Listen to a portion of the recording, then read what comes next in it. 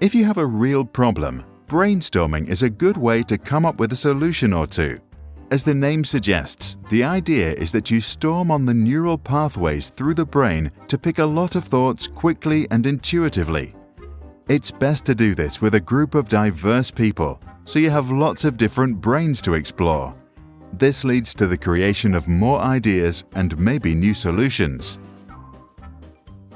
Before you start, make sure you solve the right problem. Einstein said, to solve a problem, I would spend 55 minutes defining the problem and then 5 minutes solving it. Tina Seelig, a well-known professor on creativity, teaches to define a problem by reframing the question. For example, by simply asking why. Say you brainstorm ideas for a birthday party for your mum. You can ask, why do we organize birthday parties? You might then realize that we do them to make people feel special. Then ask, how can I make my mum feel special? Now a totally different idea might come up. Once you define the real problem, start. Here are 3 ways. Guided group brainstorming. First, get some markers and a whiteboard or some post-it notes. Then invite the participants. These are your brains. Company bosses, teachers or other authorities are advised to stay outside or facilitate. Their authority can intimidate shy people from speaking up. Then lay out the 4 ground rules of brainstorming. 1. Go for quantity. Get out all the ideas, no matter how silly. 2. Withhold criticism. There are no bad ideas. 3. Welcome crazy ideas. The wilder the better. 4. Build on other people's ideas. Listen to them first and then add yes and. Now you can start. Write the problem as a question on the whiteboard. Then ask all of your brains to throw in their ideas. As a facilitator, keep the discussion focused on the topic.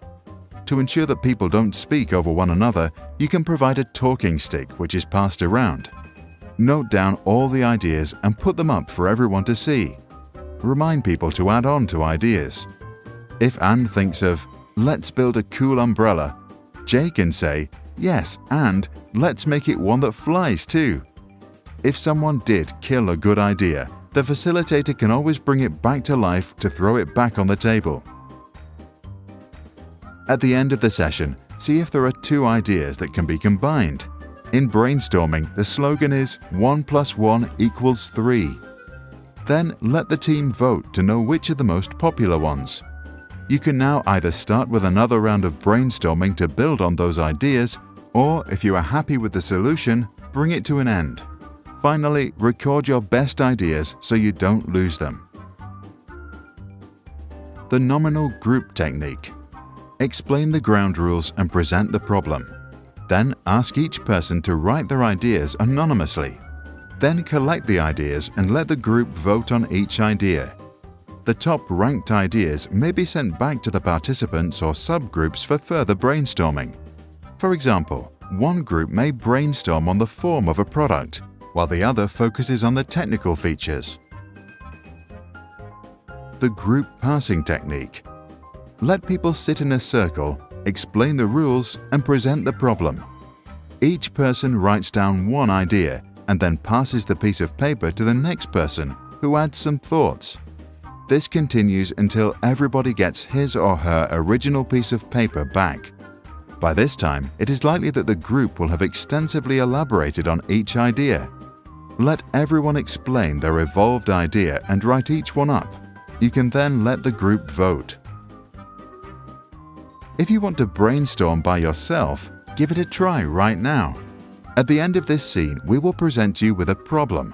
Once you get it, write 5 ideas in the comments below as fast as you can without much thinking. This unlocks your creativity and gets you past mental blocks. After you are done, read the comments from the others. Pick your favorite idea and build your thought on top of it. To do that, just reply to that person starting with yes and. Here's the problem. Our oceans are full of plastic waste. A lot of it is eaten by fish with uncertain effects on our health. According to The Economist newspaper, by 2050 the oceans could contain more plastic than fish, measured in weight. So, how can we reduce the plastic waste in our oceans today?